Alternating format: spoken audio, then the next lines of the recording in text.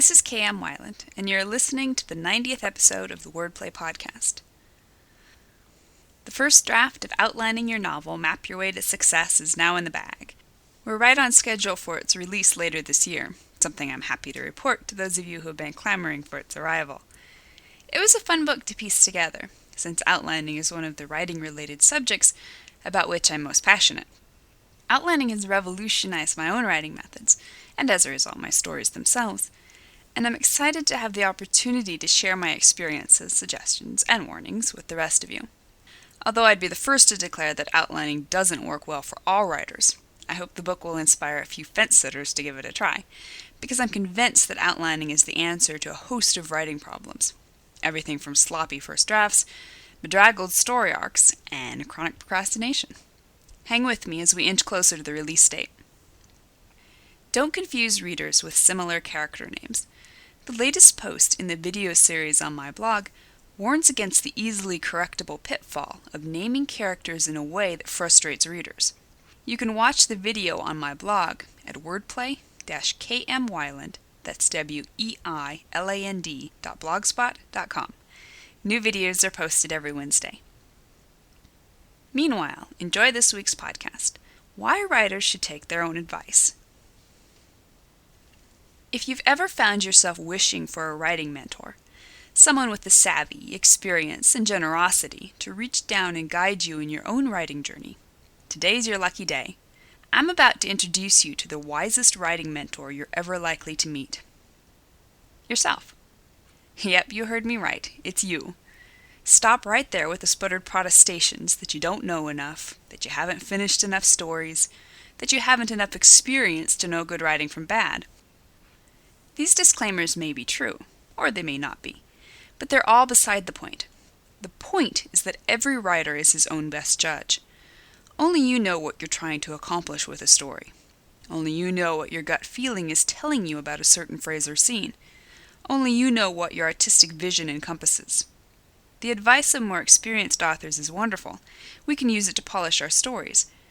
But in the end, the single most important thing you'll ever gain from someone else's advice is the ability to refine your own perceptions. In an interview, March-April 2010, with Writer's Digest editor Jessica Strouser, Elizabeth Berg said, "We are in such need of fresh voices, and I worry sometimes that emerging authors pay a little too much attention to what other people say. If I could say anything to aspiring writers, it's to keep your own counsel first and foremost. There's nothing wrong with listening to what other people have to say, but nothing matches the feeling you have when you get it right on the page, when you please yourself in that very intimate way. That's always the best thing, no matter what happens." But what if your own advice stinks? What if your gut feeling is wrong? Sometimes it will be wrong, no doubt about it.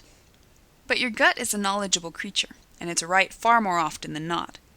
Because storytelling is an innate form of human communication, most people, even non-writers, have an instinctive sense of story. We just know what works and what doesn't.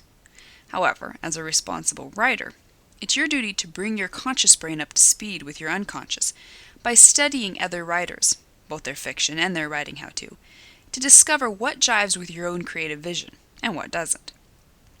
In another interview, January 2011, with Strouser, thriller author Harlan Coben doesn't mince words. "If you don't know if your stuff is working, really you're in trouble, and nobody else is going to be able to help you.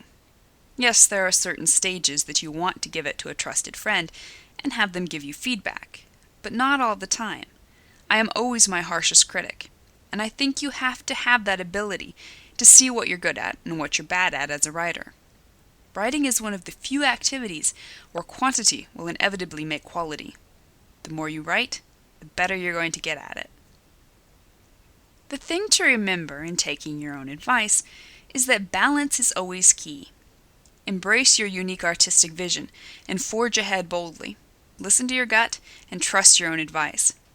But keep a good-sized dose of humility in your back pocket, and always stay open to learning how to refine that inner mentor of yours. Thank you for listening to the Wordplay Podcast.